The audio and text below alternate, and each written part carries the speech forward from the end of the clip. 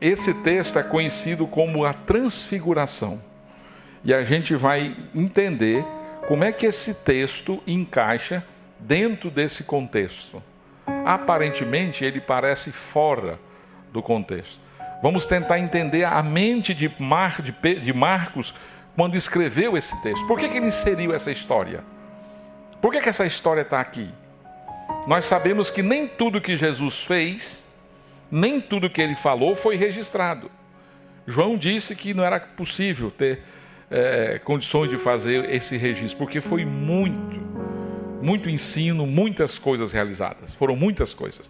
E nesse caso, então, por que esse texto está aqui? Por que Marcos fez questão de registrá-lo? Vamos ler para a gente entender. Marcos capítulo 9, versículo 1. Dizia-lhes ainda: em verdade vos afirmo que, dos que aqui se encontram, alguns há de que de maneira nenhuma passarão pela morte, até que vejam ter chegado com poder o reino de Deus. 6 dias depois, tomou Jesus consigo a Pedro, Tiago e João e levou-os sóis à parte a um alto monte. Foi transfigurado diante deles. As suas vestes tornaram-se resplandecentes e sobremodo brancas, como nenhum lavandeiro na terra se poderia alvejar. Apareceu-lhes Elias com Moisés e estavam falando com Jesus. Então Pedro, tomando a palavra, disse: Mestre, bom é estarmos aqui, e que façamos 3 tendas. Uma será tua, outra para Moisés e outra para Elias. Pois não sabia o que dizer, por estarem eles aterrados. A seguir, veio uma nuvem que os envolveu, e dela uma voz dizia: Este é meu filho amado, a ele ouvi. E de relance, olhando ao redor, a ninguém mais viram com eles, senão somente Jesus. Ao descerem do monte, ordenou-lhes Jesus que não divulgassem as coisas que tinham visto, até o dia quando o Filho do Homem ressuscitasse dentre os mortos.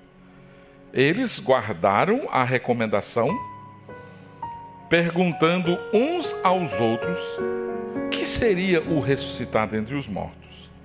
E interrogaram-no, dizendo: Por que dizem os escribas ser necessário que Elias venha primeiro? Então ele lhes disse: Elias, vindo primeiro, restaura todas as coisas, como pois está escrito sobre o Filho do Homem, que sofresse muito e fosse aviltado. Eu, porém, vos digo que Elias já veio, e fizeram com ele tudo o que quiseram, como a seu respeito está escrito. Então, novamente, assim que Pedro confessa que Jesus Cristo é o Messias, o foco muda. O livro tem uma transição. Marcos deixa de falar quem é Jesus para dizer sobre o sacrifício de Jesus, o que ele vai fazer na cruz. A primeira parte do livro se ocupa em mostrar quem Jesus de fato é, e a segunda parte, o que ele veio fazer especificamente. A Bíblia diz que Jesus, no princípio, era o Verbo estava com Deus e o Verbo era Deus. Mas o que é que ele veio fazer? E diz que o Verbo se fez carne, Deus se tornou humano, Deus se tornou homem. Mas o que é que esse Deus que se tornou homem veio fazer? Então, essa segunda parte do livro de Marcos, ele vai tratar do sofrimento e da morte de Jesus. Coisa que os discípulos tinham dificuldades em aceitar. Por isso, essa parte do livro vai focar especificamente porque a cruz foi necessária na história de Jesus. Por que a cruz foi fundamental na redenção dos homens. Com isso, ao enfatizar isso, Jesus mostra mais uma implicação de segui-lo. Ou seja, você está se candidatando ou se propondo a seguir um Deus que se fez homem, mas que vai passar e passou de fato pela morte. Então, à medida em que ele toma uma cruz, nós devemos igualmente tomar a nossa cruz. Assim como a cruz antecede a glória, e estão associadas na vida de Jesus, nós percebemos que também está intimamente ligada na vida dos discípulos. Jesus começa então a criar o cenário para os discípulos entenderem a seguinte lição: todo mundo quer a glória, certo? Mas não tem glória sem cruz. Não tem glória sem sofrimento. Não tem glória sem sacrifício. Glória sem sacrifício é falsa. A glória sem sacrifício não combina exatamente com as Escrituras. Então os discípulos estão almejando a glória. E Jesus diz: olha, vocês sim vão ter uma glória, mas primeiro tem o sacrifício. O Filho será glorificado, mas primeiro será sacrificado. Então Jesus queria, e aqueles discípulos que estavam sem entendimento, que queriam a glória sem o custo, sem o sacrifício, Jesus mostra para eles que o sacrifício é necessário, é fundamental. E ao invés deles ficarem almejando uma glória sem sacrifício, que era totalmente fora do contexto cristão, eles deveriam entender que a glória que eles desejam, ela é antecedida por um sacrifício. Então, por que o Espírito Santo de Deus dirigiu Marcos para registrar esse acontecimento? Esse texto chamado a transfiguração. Primeiro, Jesus queria confirmar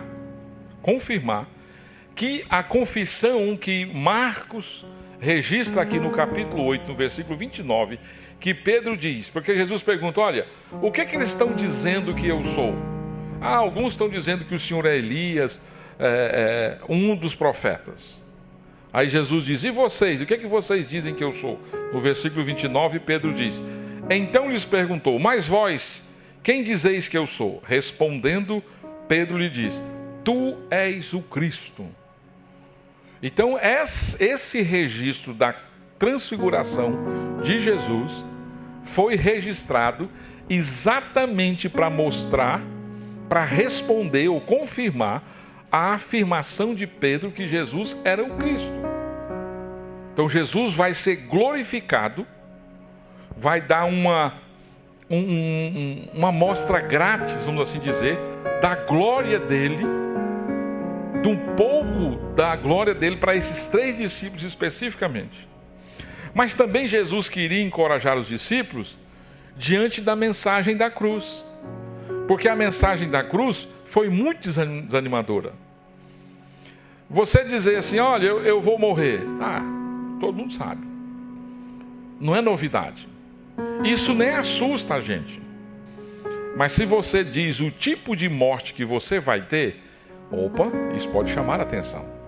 E se o tipo de morte que você vai ter é um tipo de morte usada para pessoas terríveis, criminosos, é um tipo de morte, ou o tipo de morte mais vergonhoso que existia, isso chama a atenção.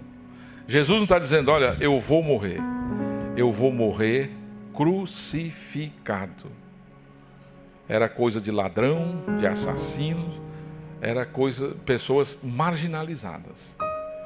Só que Jesus é Deus, é o Messias. Então, quando os discípulos recebem essa informação, isso não encaixa no desenho, na expectativa que eles têm a respeito de Jesus. Eles estão pensando em glória.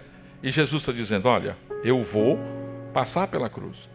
Mas deixa eu dizer uma coisa para vocês. A glória que vocês desejam, ela vai acontecer. Mas antes, a mensagem da cruz está necessária. Jesus está dizendo, olha, a cruz não vai ser o fim. A cruz não vai encerrar tudo. Há uma glória posterior. Então, aceitem o caminho da cruz.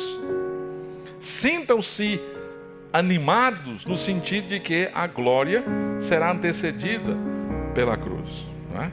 No versículo 34 do capítulo 8, na conversa que Jesus Cristo teve com os discípulos, então, convocando a multidão e juntamente com seus discípulos, disse-lhe, se alguém quer vir após mim, a si mesmo se negue, tome a sua cruz e siga-me.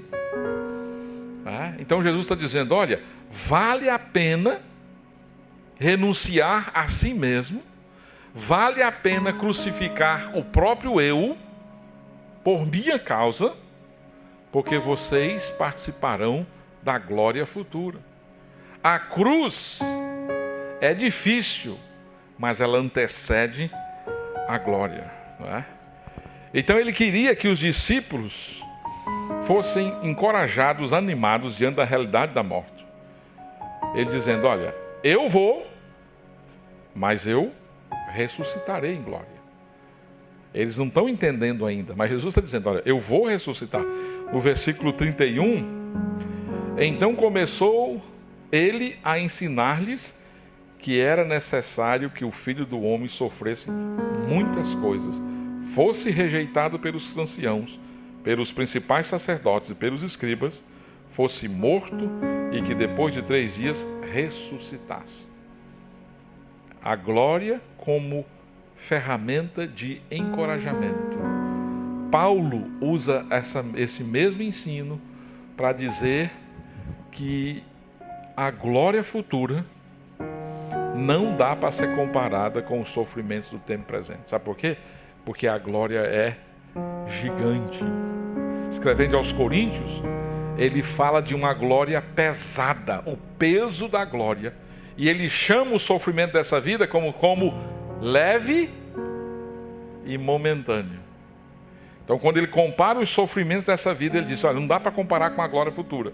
Por quê? Porque a glória futura, ela é pesada, ela é densa, ela é rica, ela é grande. E os sofrimentos são leves e momentâneos. O sofrimento antecede a glória.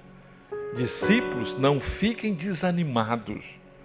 O sofrimento pode ter um tempo, mas quando você pensa na glória futura, eles se tornam pequenos demais. O problema é que a gente perdeu a perspectiva da eternidade. A gente vive como se a eternidade não fosse acontecer. Como se a vida se resumisse aqui e agora. E Paulo diz, escrevendo aos Coríntios no capítulo 15, olha, se a nossa esperança se resume só aqui, nós somos o quê? Os mais infelizes, e outra tradução, miseráveis. Porque nós perdemos a perspectiva da glória. A nossa vida, a nossa riqueza se resumiu aqui e agora. Mas Jesus quer que os discípulos tenham uma visão mais ampla da glória dele. Ressuscitarei em glória. Então Jesus queria assegurar aos seus discípulos, aqueles que estavam seguindo a ele, de que de fato ele teria um retorno glorioso. Que aquilo fazia parte do plano de Deus, que aquilo era circunstancial, mas ele voltaria em glória. E ele voltaria para julgar e reinar para sempre. Então, o texto é um texto de encorajamento, é de ânimo. E por que isso foi importante? Jesus estava treinando esse grupo de discípulos para dar continuidade ao ministério dele. Fazia parte do currículo. Hoje em dia, a gente vive numa fase de que ser cristão não tem lutas, não tem dificuldades. O cristão é uma pessoa que está vencendo 24 horas, que está por cima de tudo e de todos, e vive acima do bem e do mal, e nunca tem dificuldades. Isso não é evangelho. Isso não é o evangelho. O evangelho fala das implicações do que é ser humano nesse mundo aqui e ser seguidor de Jesus. Você tem que tomar a sua cruz. Você tem que crucificar o seu eu diariamente. Porque a sua tendência é de querer fazer a sua vontade, de ser dono da sua vida. Mas o discípulo renuncia a si e foca na pessoa de Jesus. Não é mais o que ele quer, mas o que ele, o Senhor, quer. E ele submete a esse senhorio. E esses discípulos estão desanimados e Jesus quer encorajá-los. Algumas observações nesse texto aqui para a gente destacar. No versículo 1, Jesus diz, olha, dizia-lhes ainda. Tem uma ligação com o texto anterior e com o versículo seguinte. O que ele dizia? Ele está dizendo, olha, em verdade vos afirmo que dos que aqui se encontram, vamos pensar nos 12, alguns há que de maneira nenhuma passarão pela morte.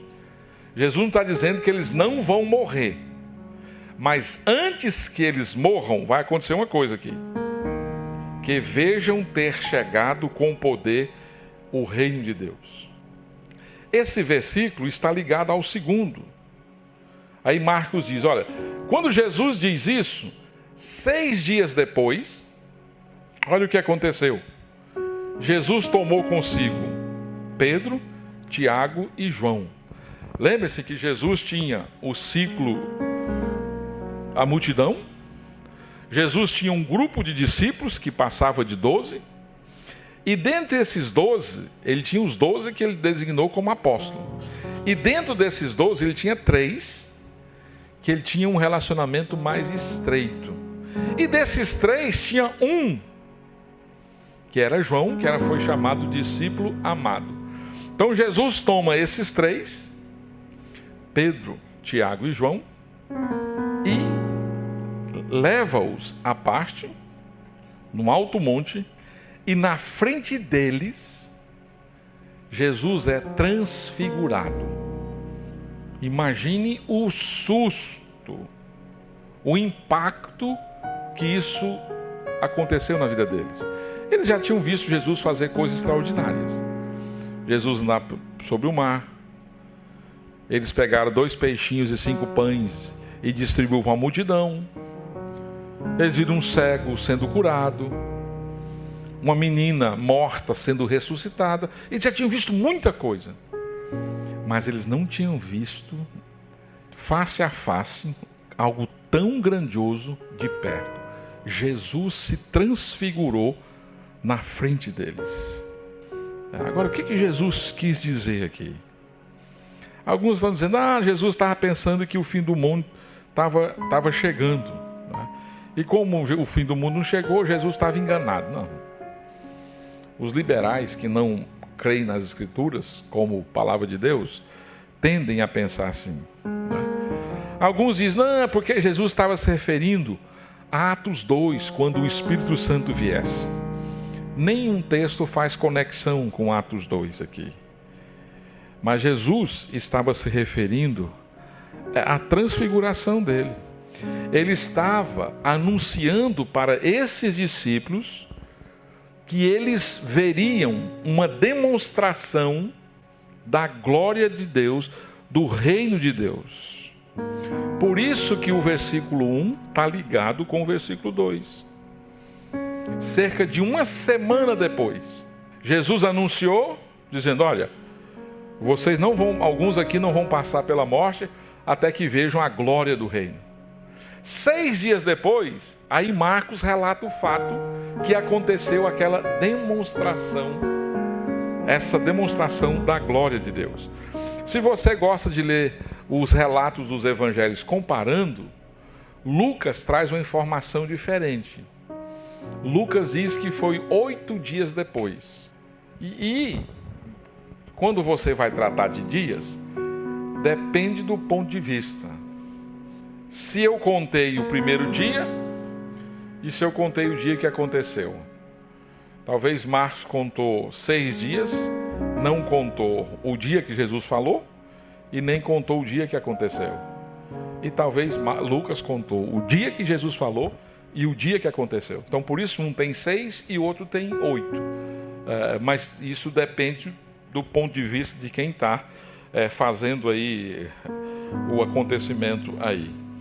Então, Jesus toma esses 3 discípulos e se dirige a um monte. Existem vários montes na região de Jerusalém. Tem o Monte Talbó ou o Monte Hermon, né?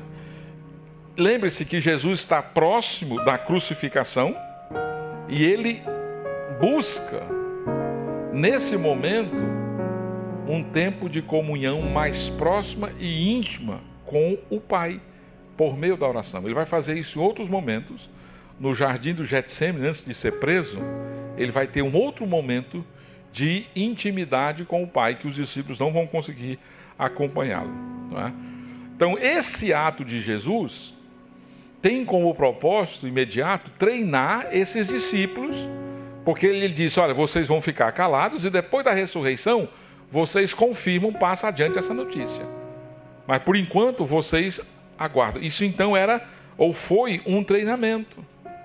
Então Jesus quer que esses discípulos sejam testemunhas oculares desse acontecimento. 3 testemunhas. Mas por que não a multidão? Por que Jesus não fez isso no meio da multidão?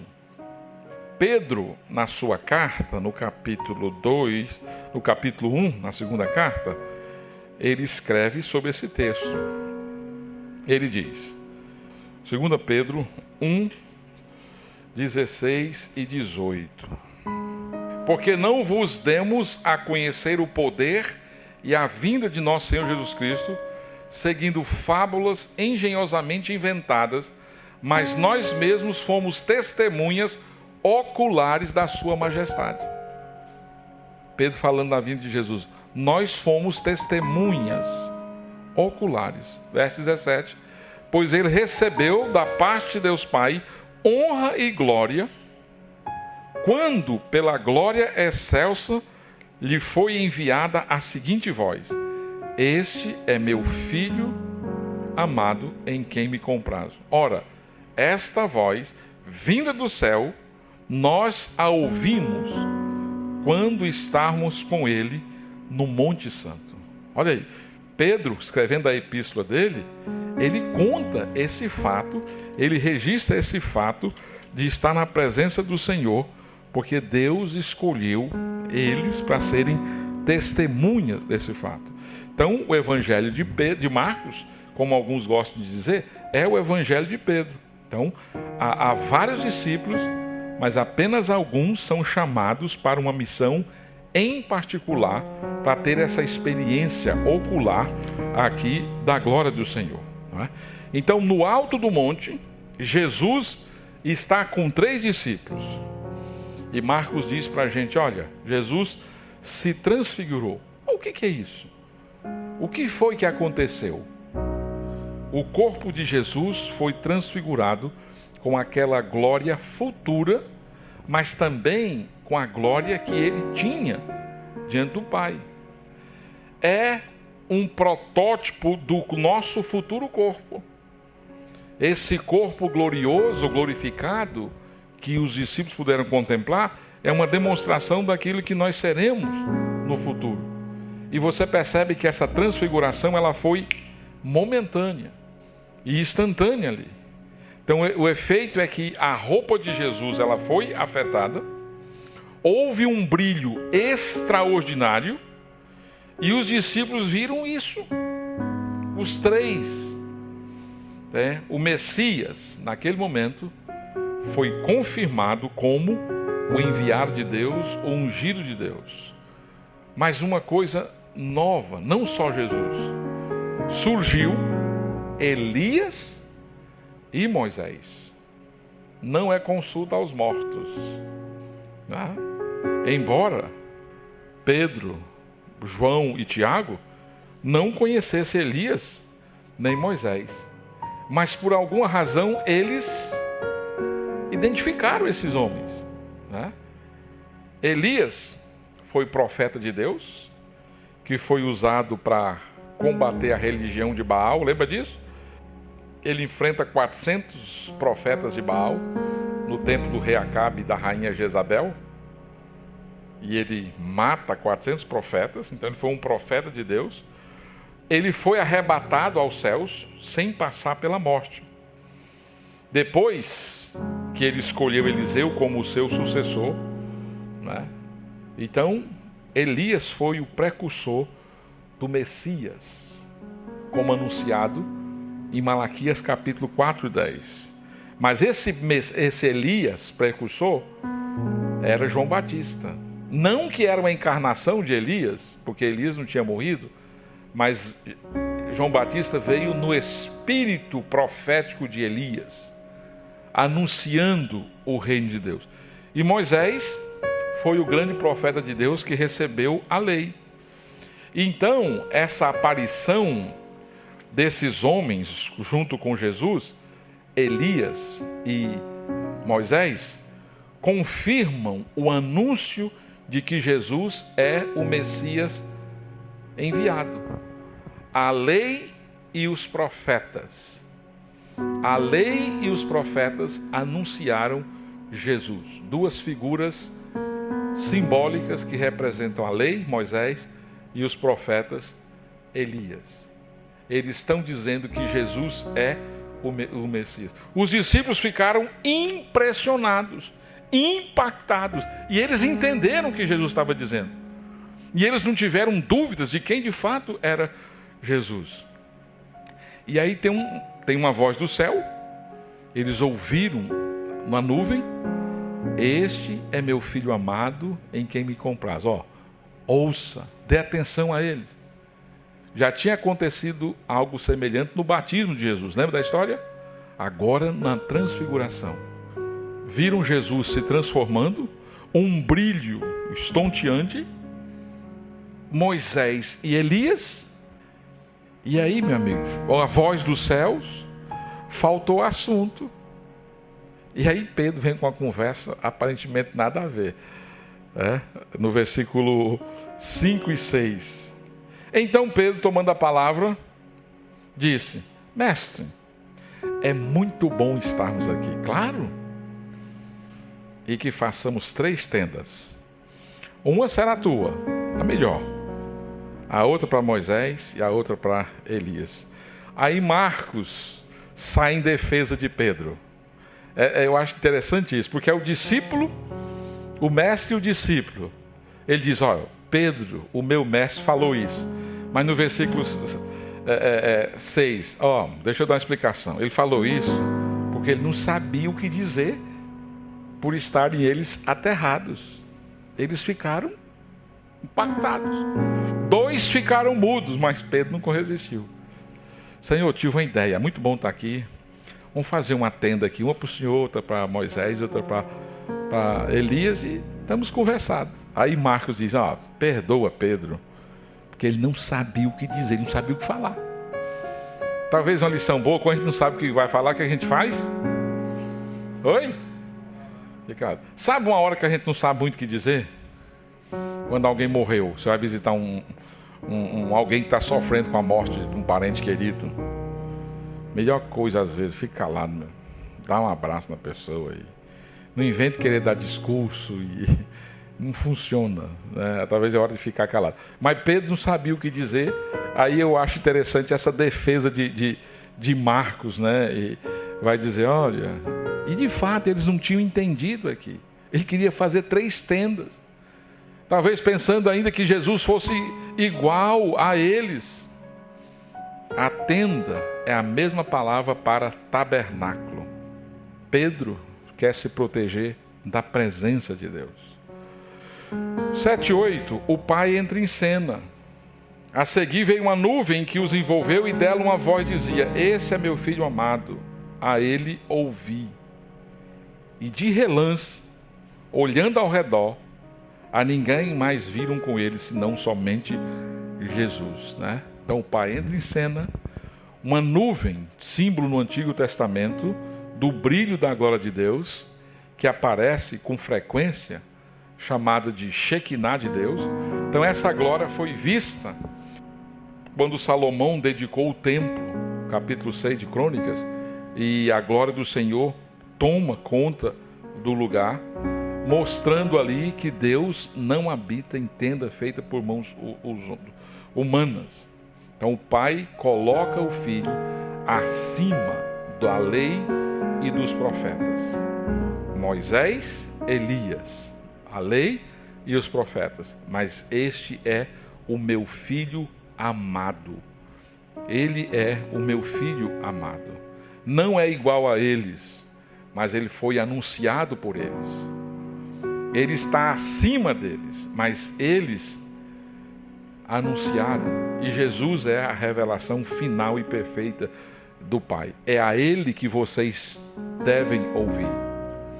Em seguida, confirmando isso, Moisés e Elias somem de cena. Segundo o relato, eles não tiveram voz. Eles foram figurantes nesse momento, mas foram vistos aqui, né?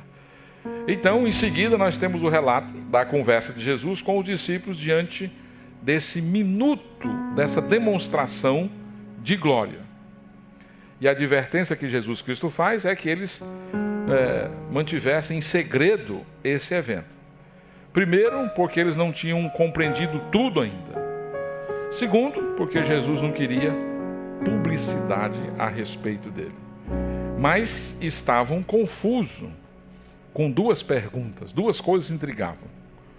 O que seria isso de ressuscitar dos mortos? Os discípulos estão perguntando isso. O que é isso? Que negócio é esse de ressuscitar dos mortos? Não é? Versículo 9, pergunta, olha, Jesus diz para eles não divulgarem, e aí, até o dia do Filho do Homem ressuscitar. E no versículo 10, eles guardavam a recomendação, perguntando uns aos outros, o que seria o ressuscitado entre os mortos? E outra indagação, versículo 11, interrogavam-no dizendo, por que diz os escribas ser necessário que Elias venha primeiro? Então esse evento trouxe duas dúvidas aqui, de imediato aqui, para os discípulos, né? Jesus está a caminho de Jerusalém. Jesus está a caminho do sacrifício, mas eles não entendiam. E a outra pergunta, Elias, o que significa isso aqui? Eles tinham pensado que o reino agora tinha chegado, já que a glória de Jesus foi manifestada ali. E Jesus está mostrando, olha, ainda não. Ainda falta o sofrimento do Messias. Malaquias 4:10 fala, 4:10 não, mais adiante, falava de João Batista. A primeira vinda de Jesus tinha como objetivo principal o sofrimento na cruz. A glória vai ser depois. Elias, que Malaquias fala, é João Batista. Esse já veio. Não se tratava de Elias, o profeta. Então, Moisés e Elias, nessa aparição, passaram. Jesus é agora a ponte que une a humanidade perdida e Deus, o ser humano e Deus. Jesus é o único capaz de dar à humanidade a salvação. Coisa que Moisés não pôde fazer e nem Elias pôde fazer. Então, por meio de Jesus, nós cruzamos o ponto da condenação, da morte, para o ponto da vida. Jesus é a ponte, o que permite que pecadores condenados à morte conheçam a salvação. Jesus é glorioso pela obra da salvação. Jesus é rei dos nossos corações. O reino de Jesus, nesse momento, é um reino espiritual. Isso não significa que ele não está reinando no sentido de ter autoridade sobre o mundo, mas está aguardando um dia em que o Filho do Homem voltará à terra glorioso. Apocalipse 19 o descreve como sendo o Senhor dos senhores e Rei dos reis, o soberano, glorioso.